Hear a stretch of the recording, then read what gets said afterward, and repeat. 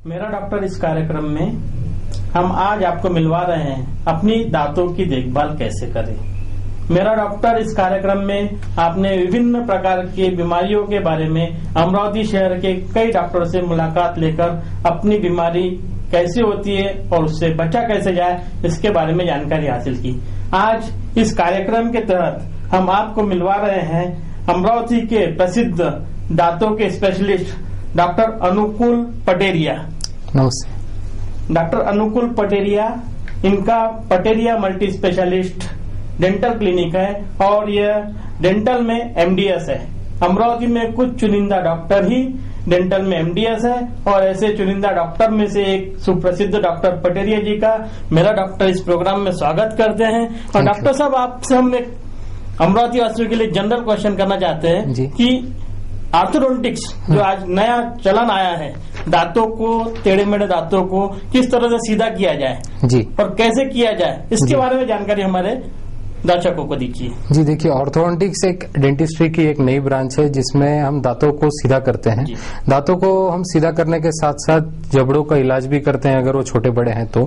जितने भी दांत आड़े टेढ़े हैं, हड्डी में फंसे हुए दांत ही क्यों ना हो, हम सारे दांतों को हम नॉर्मल पोजीशन पे हम ला सकते हैं। साथ ही में अगर ऑपरेशन की जरूरत पड़ती है, किसी हड्डी को छोटा या बड़ा करने की जरूरत पड़ती है तो पहले उसको क्लिप लगाना काफी जरूरी है ताकि अपने को खाना खाने में, चबाने में आसानी रहे और अपने दांत अच्छे दिखें। थोड़ा सा रोकना चाहूंगा मैं। जी बोलिए। अब जैसे कि आपने बताया है कि दांत अच्छे दिखने चाहिए, इसलिए क्लिप लगाना। क्लिप लगाने में बहुत से जो दर्शक है वो ये बोलते हैं कि काफी दर्द होता है, काफी परेशानी होती है, काफी डिस्टर्ब होते हैं वो, तो इसमें कोई तकलीफ होती है क्या? देखिए, कोई भी चीज अगर नहीं रहेगी तो वो थोड़ी सी परेशानी तो देगी, पर ये परेशानी सिर्फ एक हफ्ते की होती है कि कोई भी चीज अपने मुंह में लगी है।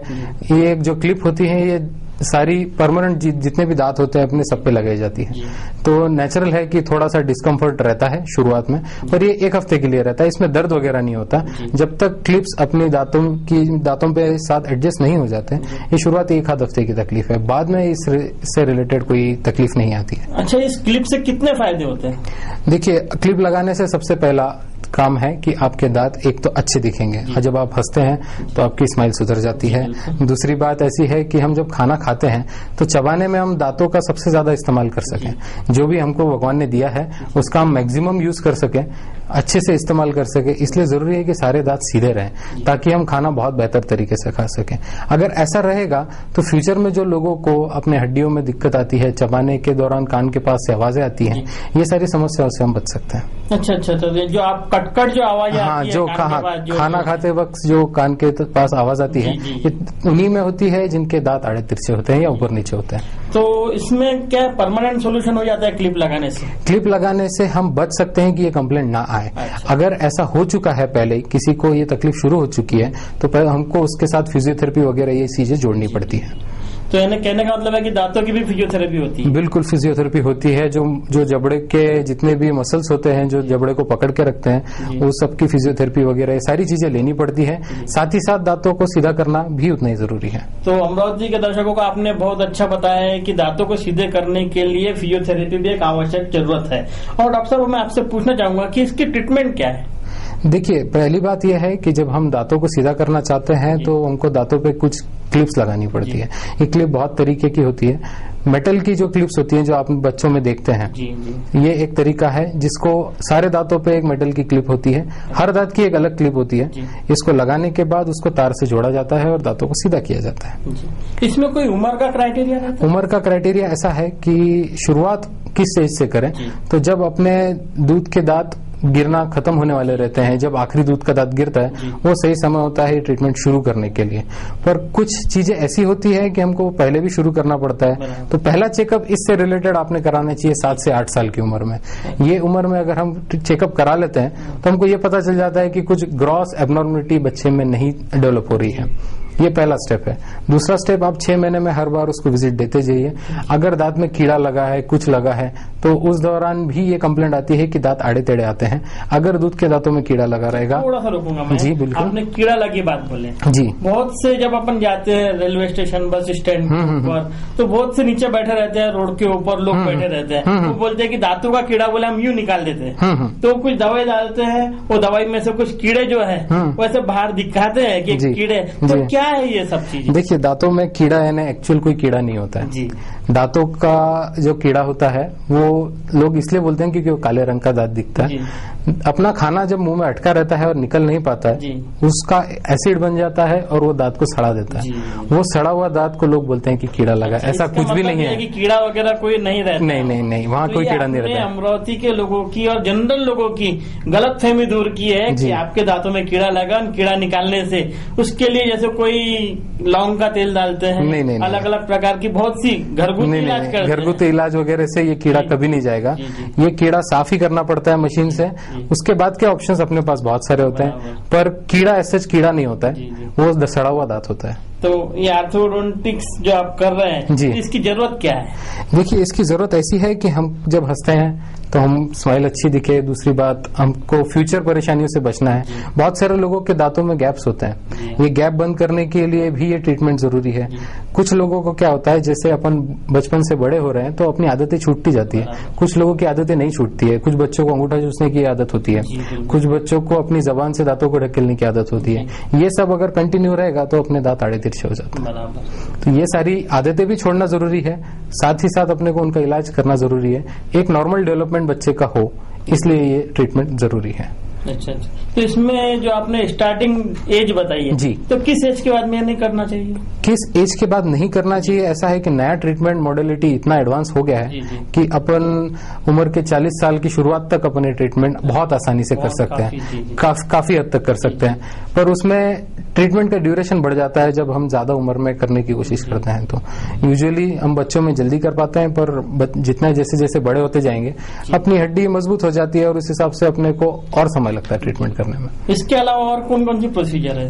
देखिए, इसमें प्रोसीजर है, पहला कि दांतों को सीधा कर सकते हैं। दूसरा, जो बच्चे बढ़ रहे हैं, अभी बढ़ते हुए बच्चे हैं, उनके किसका ऊपर का जबड़ा बहुत सामने होता है, किसी का नीचे का जबड़ा बहुत पीछे होता है, इनका इलाज हो सकता है बढ़ती हुई उम्र में बिना ऑपरेशन के।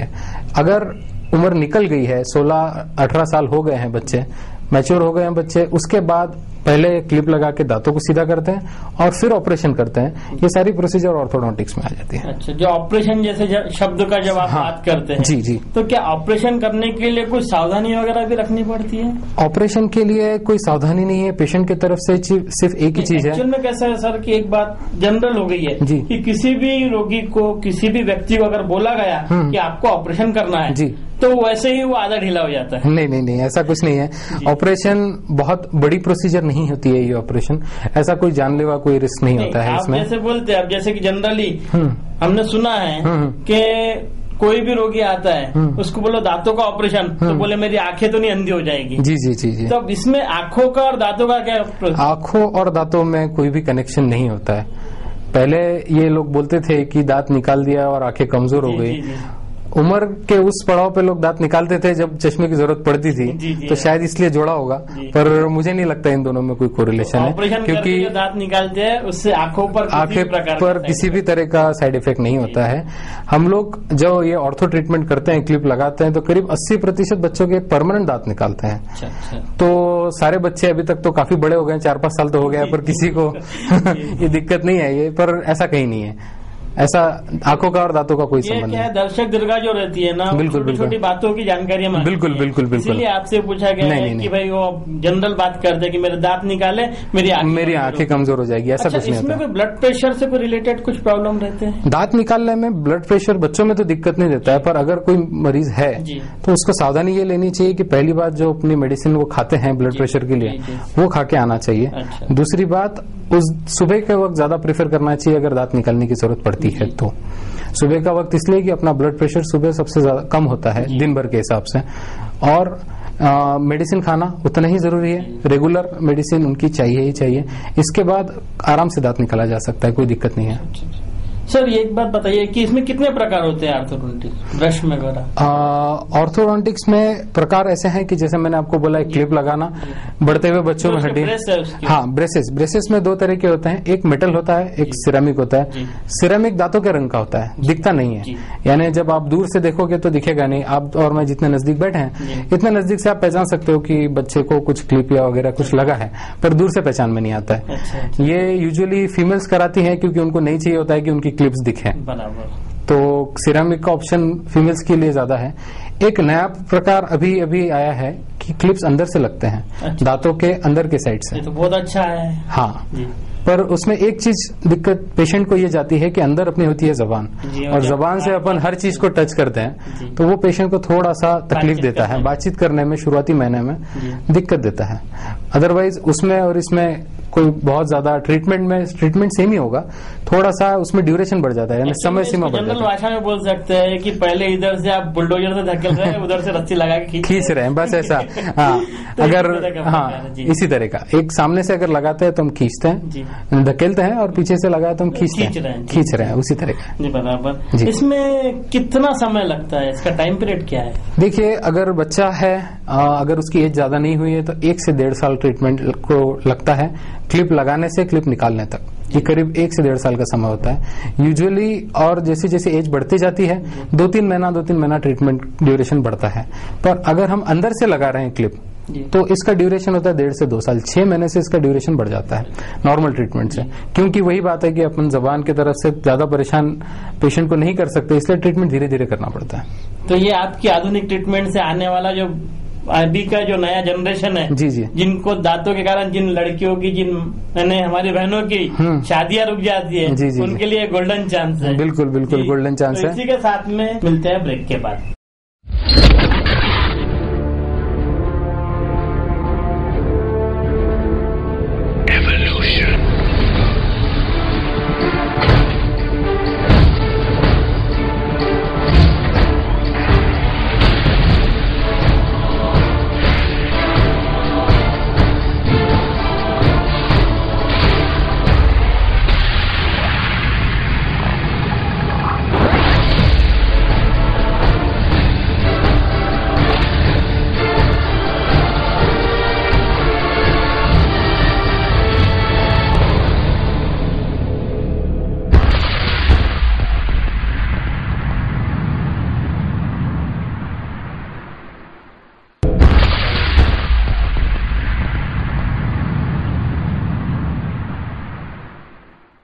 ब्रेक में जाने से पहले जैसा कि आप सबने जानकारी हासिल की है कि दांतों की देखभाल, आड़े तिरछे दांतों को किस तरह से ठीक किया जा सकता है, इसी कार्यक्रम को आगे बढ़ाते हुए हम डॉक्टर पटेरिया सर से पूछते हैं कि आप जब दांतों को अंदर क्लिप लगाते हैं तो उसमें परमानेंट दांत निकालने की भी आवश्यकता पड़ती है? जी, जब हम ट्रीटमेंट करते हैं तो क्या सबसे पहले पेशेंट की कंप्लेंट ये होती है कि हमारे दांत बहुत बाहर है। दांत बहुत बाहर है तो अब नेचुरली है कि इन दांतों को पीछे ले जाना है तो मुझे जगह लगेगी, तो ये जगह बनाने के लिए हमको कुछ दांत निकालने पड़ते हैं। तो दांत निकालने से कोई नुकसान होगा? उससे कुछ नुकसान नहीं होता है, और ये जो दांत हम निकालते हैं ये खाने में बहुत उपयोगी नहीं होते हैं। अच्छा। ये सामने के दांत नहीं होते हैं, ये पीछे की दाढ़ें भी नहीं होती हैं जिससे हम खाना खाते हैं, ये दोनों के बीच के दांत होते हैं। जो जगह बनेगी उस जगह में ये सारे दांत पीछे जाते हैं। तो दांत निकालना अनिवार्य तो नहीं है, पर 80% केसेस में इसकी जरूरत पड़ती है। जिन केसेस में इसकी जरूरत नहीं पड़ती है वो ऐसा है कि कुछ लोगों के दांतों में नेचुरली कुछ गैप होती है, स्पेस होती है, उन लोगों को ये जी हाँ, अगर दांतों में स्पेस है तो जरूरत नहीं पड़ती है, क्लिप लगा के सी वो जगह बंद की जाती है, तो दांत निकालने की जरूरत उन लोगों को नहीं पड़ती है। जी, तो इसके कोई साइड इफेक्ट वगैरह? देखिए दांत निकालने से कोई साइड इफेक्ट नहीं है। देखिए सर, दांत की बात बोले तो पहले एक ही बात बोलते हैं कि पुलिस का पीसीआर पसंद है लेकिन किसी दांतों के डॉक्टर का दांत का दर्द पसंद नहीं। जी, ये दर्द बहुत असहनीय होता है। जी, तो इसमें कुछ ना कुछ तो साइड इफेक्ट होते होंगे। तो नहीं, देखिए कैसा है, जब हम दांत निकालते हैं तो उस भाग को पहले सुन किया जाता है। सुन करने के बाद आपको महसूस नहीं होता है कि दांत कब निकाल दिया गया। आवाजें इंस्ट्रूमेंट की आती है इसलिए लोग डर जाते हैं। नहीं, ऐसा नहीं है। अभी कैसा है कि मैं पिछले कुछ समय पहले ही अमरावती के एक अच्छे डॉक्टर्स के पास गया था जी, तो उन्होंने रूट कैनल एक चीज होती है आपके लाइन में, जी। तो वो रूट कैनल करने के लिए जी, फिर भी वो इंजेक्शन लगाने को तैयार नहीं थे सुन करने का। तो ऐसा क्या है? नहीं, देखिए कैसा है, जब आदमी को रूट कैनाल की जरूरत पड़ती है और हद से बाहर कंडीशन निकल जाती है तो वहां नीचे पस जमा हो जाता है, और उस जगह पे अगर इंजेक्शन भी दिया गया बिना दवाई के तो इंजेक्शन असर नहीं करता है जब तक वो पस कम नहीं होता। उसकी कंडीशन बतलाता हूँ मैं जी। पहले सेटिंग के अंदर जब पेशेंट को इंजेक्शन दिया गया, जी। पेशेंट बहुत हैप्पीली गया उसके पास, बाकायदा उसने ट्रीटमेंट की। फिर आपके इसमें कई सेटिंग्स होती है जी। क्या सेकंड सेटिंग्स के अंदर उसको बोले कि ये निडल से पूरा क्लीन करेंगे, तब भी इंजेक्शन दिया गया, कोई प्रॉब्लम नहीं था। थर्ड और फोर्थ सेटिंग के अंदर वो यंग थे, ऐसा भी नहीं कि बहुत एजेड पर्सन था, यंग बिल्कुल नियर अबाउट 28-30 की एज के एक लेडी। अक्सर मैंने छोटे बच्चे के जैसा रोते हुए देखा है। जी, कैसा होता, पहला दांत का जो दर्द होता है वो असहनीय होता है, बहुत ज्यादा दर्द होता है। उसी दांत को रूट कैनल करते समय 3 बार, तीनों बार में उन्होंने इंजेक्शन नहीं दिया। दांतों के नीचे का जब तक इन्फेक्शन साफ नहीं होगा, जब तक दांतों के नीचे का इन्फेक्शन नहीं जाएगा, आप उम्मीद नहीं कर सकते कि दांत का दर्द कम होगा। ठीक है, तो ये जरूर था जब वो आप क्लीन करते थे जी, जब वो दर्द बहुत जाके अंदर उनको बोला जाता था कि चुभ रहा है जी, बहुत ज्यादा चुभ रहा है, कुछ रहती है आपकी जी, जो घुमा रहे थे जी, हाथ से घुमा रहे थे जी, मशीन से भी नहीं, तो उनसे बोला गया कि बहुत चुभ रहा है जी, तो भी वो डॉक्टर जो है उसको सुन करने की कंडीशन में नहीं थे। बस कुछ नहीं है, बोला जब दर्द होता है इस प्रोसीजर में, जैसा कि आप बता रहे हैं, तो क्या होता है, दांत के बाहर जब वो इंस्ट्रूमेंट जाएगा तब दर्द करता है। रूट कैनाल प्रोसीजर में जब वो दर्द तभी करेगा, अगर एक बार पूरा साफ हो चुका है तो दांत दर्द नहीं करेगा। कंटिन्यू ब्लीडिंग चालू था नहीं, अगर ऐसा कुछ ब्लीडिंग वगैरह हो रहा है तो पहली बात है कि ब्लीडिंग कंट्रोल करना चाहिए। दूसरी बात ऐसा है कि जब इंस्ट्रूमेंट बहुत हद से ज्यादा अंदर जाएगा तब पेशेंट को पेन होगा, तो इसके लिए साथ ही में एक्सरे लेते रहना बहुत जरूरी है।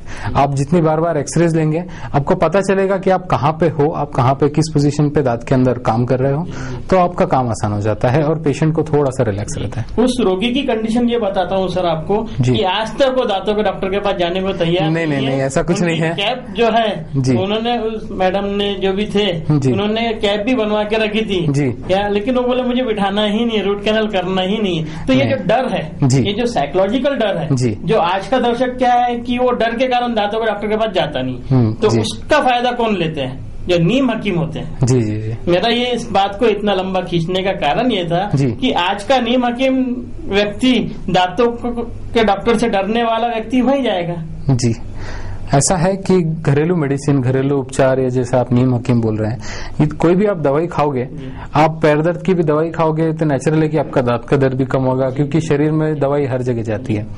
ठीक है, तो आपका दर्द तो मिट जाता है, थोड़े दिन तक वो चीज समझ में नहीं आती है, जैसे जैसे इन्फेक्शन फिर से डेवलप होगा फिर तकलीफ होती है। लेकिन इस तरीके से डर बिठाना, डर, हाँ, ये डॉक्टर लाइन में है क्या? जी, ऐसा कुछ नहीं, ऐसा कुछ नहीं है। जब अपने को किसी भी ट्रीटमेंट, किसी की चीज का इलाज करना ज्यादा मिलती है, ऐसा कुछ तो नहीं, ऐसा कुछ नहीं है। रूट कैनाल एक टोटल एक ऐसी चीज है कि जिसका कॉस्ट एक ही रहेगा। आप 10 विजिट जा रहे हो या 2 विजिट जा रहे हो, उससे कोई फर्क नहीं पड़ेगा। इसमें कोई फर्क नहीं पड़ेगा। आप 10 विजिट में खत्म कर रहे हो या 2 विजिट में खत्म कर रहे हो, उसके चार्जेस तो सेम ही रहता है। ठीक है, तो उसके पीछे ऐसी डॉक्टर की कोई मंशा नहीं होती है। ऐसा है कि इस जगह मैं इसलिए बोलूंगा कि मुझे कैसा है कि हम लोग जब मेरा डॉक्टर के प्रोग्राम चलाते हैं तो कई दर्शकों के पत्र आते हैं कि भाई हम ऐसे डॉक्टर के पास गए, उन्होंने हर सेटिंग के समय 1200, 800, 1800 ऐसे हर सेटिंग में पेमेंट लिया गया, रूट कैनल किया ही नहीं है। अच्छा, नहीं, ऐसा नहीं होता ऐसा। और दर्द इतना हो गया कि पेशेंट ने जाना छोड़ दिया जी, तो बाद में पैसा भी गया, पेशेंट का दांत भी ठीक नहीं हुआ जी। तो इसलिए इस बात को मैं जनरल जानकारी के जी आपसे पूछना चाह रहा था कि किसी पेशेंट को तकलीफ है और उस पेशेंट को 3 सेटिंग हो चुकी है और एक सेटिंग में ही इंजेक्शन दिया गया, बाद में इंजेक्शन नहीं दिया जा रहा है, तो उस इंजेक्शन देके सुन करके वो काम नहीं किया जा सकता? बिल्कुल किया जा सकता है, बिल्कुल किया जा सकता है, पर जरूरत ऐसी होती है कि जब हम रूट कैनाल करते हैं तो ज्यादा से ज्यादा दूसरे अपॉइंटमेंट तक ही ऐसा होना चाहिए कि पेशेंट को पेन की कंप्लेंट है। दांत क्लीन करना ही रूट कैनाल का पहला काम है। रूट कैनाल ट्रीटमेंट ही हम इसलिए करते हैं कि दांत को जड़ तक साफ करें। ठीक है, अगर वो जड़ तक साफ नहीं हो रही है तब तक पेशेंट का पेन नहीं जाएगा। और पहली कंडीशन में जैसे मैं उस वक्त पे उनके पेशेंट की एक प्रिस्क्रिप्शन दिए थे, उन्होंने जो डॉक्टर्स लिखते हैं उसमें एंटीबायोटिक का डोज कंप्लीट पहले 3 दिन का दिया हुआ था, पेन किलर था। सेकंड टाइम में पेशेंट गया, फिर उसको एंटीबायोटिक का डोज था, फिर वो 3 दिन बाद में उसको गया। लेकिन जो तकलीफ है सेकंड डे से, जब सेकंड सेटिंग होगी, थर्ड से उनको कोई तरह का इंजेक्शन दिया और पेन इतना बढ़ गया कि पेशेंट आज भी डेंटल का बोले तो नहीं आता। नहीं, ऐसा है कि जब भी आप विजिट कर रहे हैं, अगर पेन है तो नेचुरली मेडिसिन देनी पड़ेगी। पर दूसरी बात ये भी है कि जब तक दांत साफ नहीं होगा, आप कितनी भी मेडिसिन दीजिए, वो ज्यादा से ज्यादा 3-4 दिन 5 दिन, कुछ लोगों में बहुत अरसा निकल जाता है, कुछ लोगों में 3-4 दिन ही निकल पाते हैं कि उनको रिलीफ मिलता है। उस पेशेंट को, उस रोगी को डेंटल फोबिया हो गया। जी जी जी, नहीं ऐसा कुछ नहीं है। पहले ही रोना शुरू। नहीं ऐसा नहीं है। जब अपने को दांत के रिलेटेड कोई भी समस्या होती है तो पहला काम यही है कि आप घरेलू उपचार ना करें। दूसरी बात यह है कि जब आप रूट कैनाल एक ऑप्शन चुनते हैं तो ये रूट कैनाल अगर अपन किताबों के हिसाब से चलें तो 2 से 3 बार की प्रोसीजर है। तो इससे ज्यादा उन्हीं लोगों में चलती है जिन लोगों को पस बन गया है नीचे। अदरवाइज ये प्रोसीजर 2 से 3 बार ही चलती है। पहली अपॉइंटमेंट के बाद 95% लोगों में पेन रिलीफ हो जाना चाहिए। तो जैसे कि आपने सर रूट कैनल कर रहे हैं जी, तो क्या रूट कैनल के बाद में भी ब्रशेस अगर आप जो तार फिट करते हैं उसके बाद भी करते हैं? जी जी जी, अगर जैसे कि किसी बच्चे में पहले से दांत में सड़न है और उसको ऑर्थो ट्रीटमेंट की क्लिप लगाने की जरूरत पड़ रही है तो हम बिल्कुल कर सकते हैं। उसके लिए जरूरी है कि रूट कैनाल हो चुकी हो और उसके बाद उस पर कैप लग चुकी हो। अगर कैप लगी रहेगी तभी हम उस पर क्लिप लगा पाएंगे, नहीं तो सिर्फ रूट कैनाल किए वाले दांत पे हम क्लिप नहीं लगा पाएंगे। अच्छा सर, जो ब्रशेस लगाते हैं जी जी जी, उसमें कुछ मेंटेनेंस होता है? जी, इसमें सबसे इम्पोर्टेंट बोलते हैं ना जी जी जी, जो तार आप फिट करते जी हैं जी जी, उसके लिए कुछ पेशेंट को मेंटेनेंस करना पड़ता है? बिल्कुल, सबसे इम्पोर्टेंट पेशेंट के लिए है मेंटेनेंस। अगर आप क्लिप लगा रहे हो और उसको साफ नहीं रख पा रहे हो तो ये क्लिप आपको परेशानी देगी, आपको बेनिफिट कम देगी। आपको सबसे ज्यादा जरूरी है कि आपके दांतों को साफ रखना है, क्योंकि अपने दांत एकदम चिकने होते हैं। उसके ऊपर जब क्लिप लग जाती है तो नेचुरल है कि उस पर खाना ज्यादा फंसेगा। खाना अगर आपने साफ नहीं किया तो आपको तकलीफ होगी। मसूड़े सूज जाते हैं, मसूड़ों में सूजन आती है, फिर जब आप ब्रश करते हो तो उसमें खून निकल आता है। ये पेशेंट की कंप्लेंट होती है। पर इससे सबसे बचने के लिए सबसे अच्छा है कि आप दांत साफ रखें। उसमें कुछ छोटे टाइप्स के ब्रश होते हैं, बहुत एकदम छोटे छोटे, ताकि वो क्लिप और इसके तार के बीच में से आपका दांत साफ रख सकें। ऐसे कुछ अलग ब्रशेस होते हैं जो आपको यूज करने होते हैं। सबसे अच्छा है कि आप 2 टाइम ब्रश करें। रात के टाइम का ब्रश ज्यादा काम में आएगा जब क्लिप लगी होती है, क्योंकि करीब 8 घंटे के लिए पेशेंट कुछ खाता पीता नहीं है जब सो जाता है, तो ताकि 8 घंटे के लिए मुंह साफ रहता है, तो वो सबसे ज्यादा जरूरी है।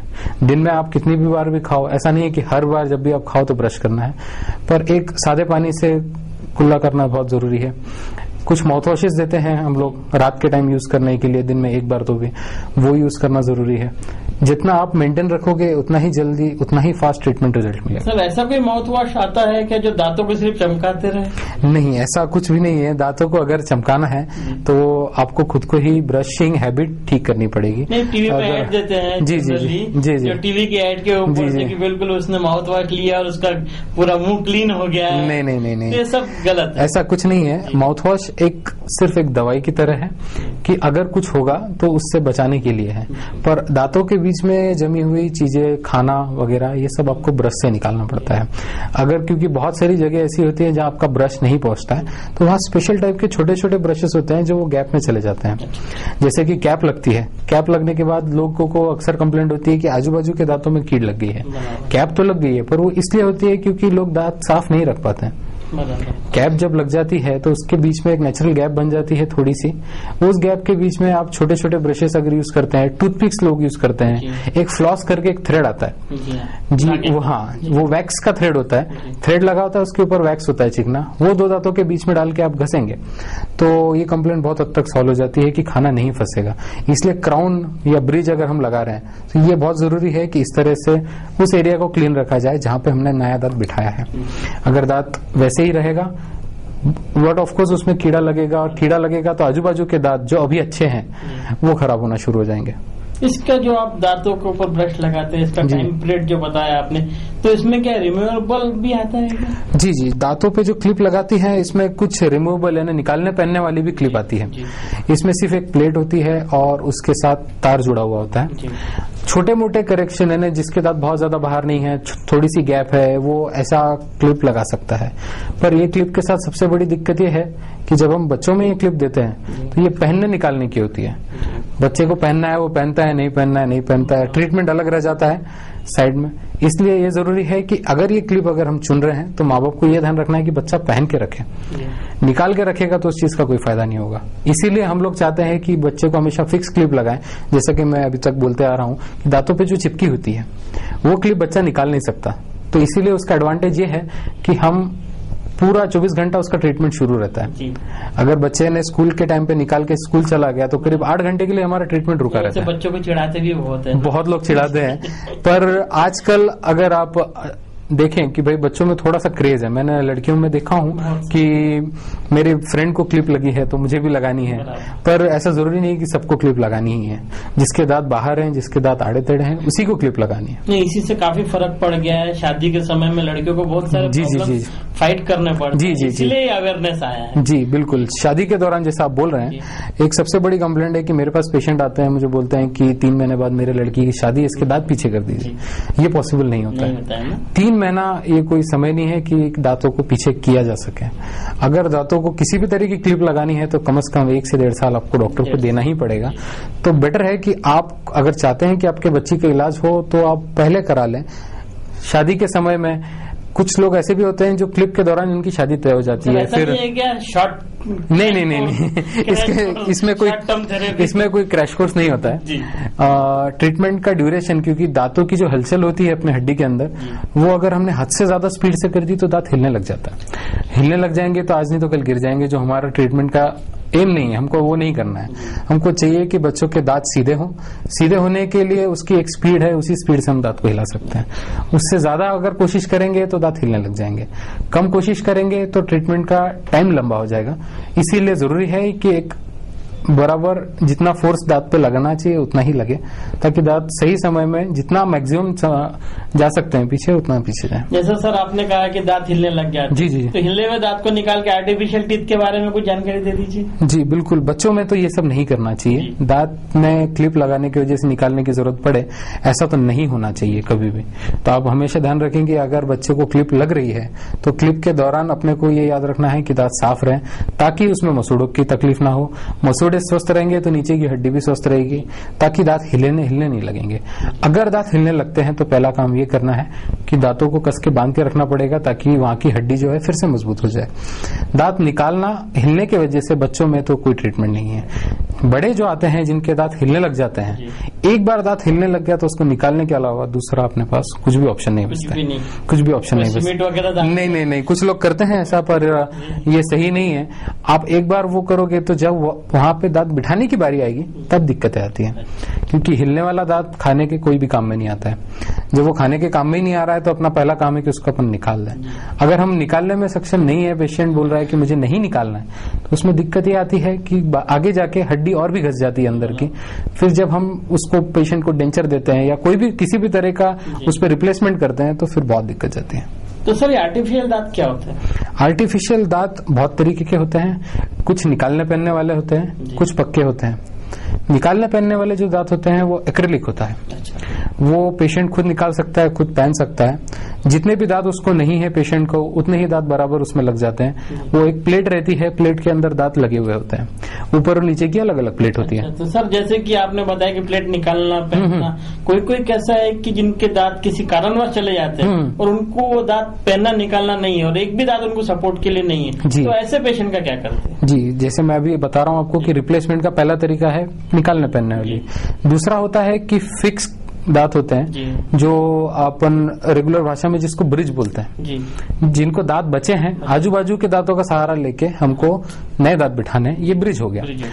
जो तीसरी है, जैसा आप बोल रहे हैं कि भाई आजू बाजू में दांत ही नहीं बचे हैं, अब क्या करना है, तो ऐसे केस में अपन इम्प्लांट्स करके एक नई प्रोसीजर आई है, जिसमें उसको हिंदी में बोले अपन तो कृत्रिम दंत रोपण बोलते हैं।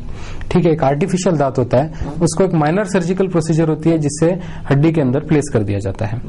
उससे अपने को सपोर्ट मिलता है कि अपन उस दांत पे कैप बिठा सकें, और वो कैप लाइफ लॉन्ग होती है अगर पेशेंट को कोई परेशानी नहीं है सिस्टमिक परेशानियों में आ गया है, डायबिटीज, ऐसी चीजें। अगर ऐसी चीजें नहीं है तो फिर पेशेंट वो दांत काफी अरसे तक चला सकता है। कितनी उम्र होती है दांत की सर? देखिए, उम्र मैं लाइफ लॉन्ग बोल रहा हूँ। अगर पेशेंट को कोई और परेशानी नहीं है तो डायबिटीज एक ऐसी चीज है जिसमें थोड़ा सा केयर करना बहुत जरूरी है।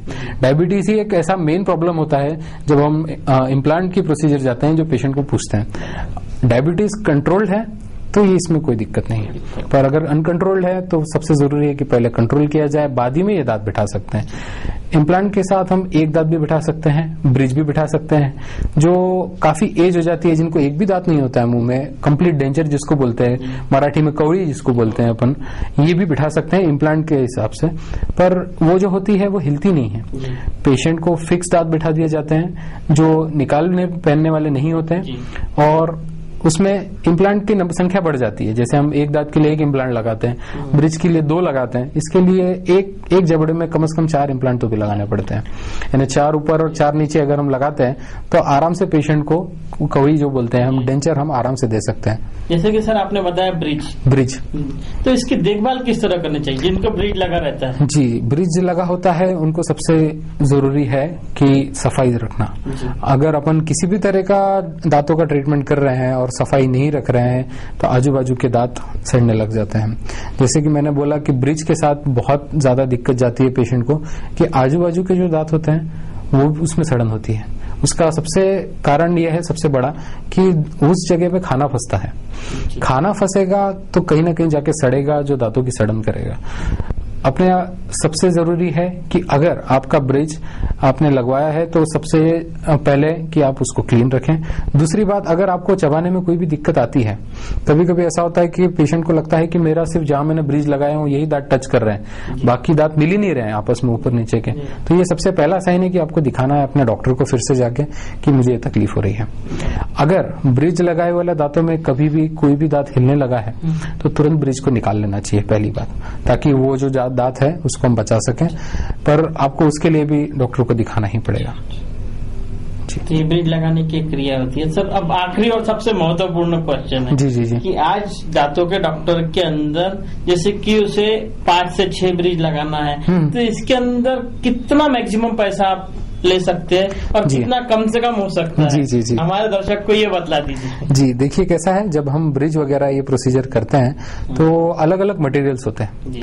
मेटल होता है या फिर सिरामिक होता है, मेटल सिरामिक होता है, और नए रिसेंट मटेरियल आ गए हैं जिनकी कॉस्टिंग और बढ़ जाती है। तो जो मेटल होता है, ये मेटल दांत, जो मेटल का दांत हम बिठाते हैं, इसका एक दांत के लिए आपको खर्चा करीब 700 से 1,500 तक आता है।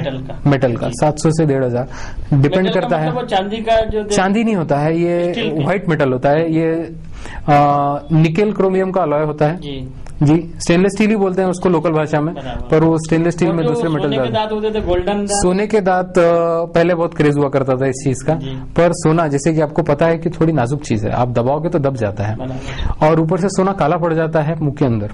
तो सोने के दांत नहीं बिठाने चाहिए। मेटल का बिठाना है तो अपने को स्टेनलेस स्टील की तरफ व्हाइट मेटल में तो बोला जाता है सर कि जिसने सोने के दांत बिठाया है सोने के जैसा स्ट्रांग रहता है। नहीं, सोने के दांतों में परेशानी वही है कि सोने के दांत थोड़े से काले पड़ जाते हैं उम्र के साथ साथ। महंगे होते हैं वो तो अलग ही चीज है, पर काले पड़ जाते हैं जो अपने को नहीं चाहिए, पहली बात। दूसरी बात कि सोना नरम होता है तो खाने चबाने के टाइम पे दिक्कत दे सकता है। मेटल के दांत जैसे हम कॉस्ट की बात कर रहे थे तो करीब 700 से 1,500 तक खर्चा आता है। सिरेमिक का खर्चा करीब 1,500 से 2,000 2,500 आता है ज्यादा से ज्यादा। मेटल सिरेमिक जो बीच का ऑप्शन है, इसका खर्चा ये हो गया। सिर्फ सिरेमिक के दांत जो नया है, जिरकोनिया बोलते हैं उसको, उसका खर्चा करीब 3,500 से 5,000 एक दांत के लिए आता है। अगर हम ब्रिज के आ रहे हैं तो ब्रिज में करीब करीब मिनिमम तो भी 3 दांत तो होते ही हैं, तो उसका खर्चा उस हिसाब से होता है। नहीं, इसलिए मैंने पूछा है कि जी अमरावती के किसी डॉक्टर के पास में कोई रोगी गया था, तो उससे जब डॉक्टर ने दांत चेक किया तो बोले आपको 75,000 रुपीज खर्चा आएगा। जी रोगी आज तक कभी डेंटल के पास गया ही नहीं। खर्चा अगर उन्होंने बताया होगा तो हो सकता है कि काफी ब्रिजेस होंगे या फिर इम्प्लांट सपोर्टेड होगा, जैसे मैंने आपको बोला। इम्प्लांट तो नहीं था उनमें उन्होंने रूट कैनल करके दांतों को फिक्स करने की जी। तो अगर सारे दांतों को करना है तो आप कुल मिलाओगे तो उतना खर्चा करीब करीब हो ही जाता है। इम्प्लांट इसका मतलब ये कि लाख रुपए खीसे में रखो और फिर से जवान बनो। जी दांतों से जवानी की पहचान किसी भी एज में हम कर सकते हैं, ऐसा कुछ नहीं है। पर ब्रिज के लिए सबसे ज्यादा जरूरी है कि आपके नेचुरल टूथ हेल्दी होने चाहिए, यानी जो आपके दांत बचे हैं अगर वो अच्छे हैं, उनकी कंडीशन हेल्दी है, तो ही ये पॉसिबल है, नहीं तो फिर आपको। मैं ये पूछना चाहूंगा, जैसे कि आपने ब्रिज बिठाया जी, तो ऐसे दांतों से क्या गन्ना खा सकते हैं? ब्रिज अगर हमने बिठाया है तो अगर जैसे मैं अभी बोल रहा था कि नीचे का दांत मजबूत है तो आप जो खाना है आप खा सकते हैं। दोनों तरफ ब्रिज बिठाया है तो नहीं, दोनों तरफ मैं कह रहा हूँ कि अगर अंदर का जो सपोर्टिंग दांत, हाँ, अंदर का जो सपोर्टिंग दांत है जिसके ऊपर वो ब्रिज टिका हुआ है, यानी अगर पिलर मजबूत नहीं रहेंगे तो ब्रिज गिर जाएगा। ब्रिज गिर जाएगा तो पिलर मजबूत होना जरूरी है, यानी आजू बाजू के जो दो दांतों से हमने सपोर्ट लिया है वो ब्रिज बिठाने के लिए वो ज्यादा मजबूत होना जरूरी है। अगर वो हिल रहा है तो ये ब्रिज ज्यादा दिन नहीं टिकेगा। तो आपने दांतों की तो काफी जानकारी हमें दी है, दर्शकों को दी है। अब आपसे एक शब्द पूछना चाहूंगा कि दांतों के डॉक्टर, हर जगह डेंटल लिखा रहता है, तो दांतों के डॉक्टर में कितने प्रकार के दांतों के डॉक्टर? जी, दांतों में काफी सारे के प्रकार हैं। जैसे हमने स्पेशलाइजेशन करते हैं तो हमारे पास काफी सारी चीजें होती है।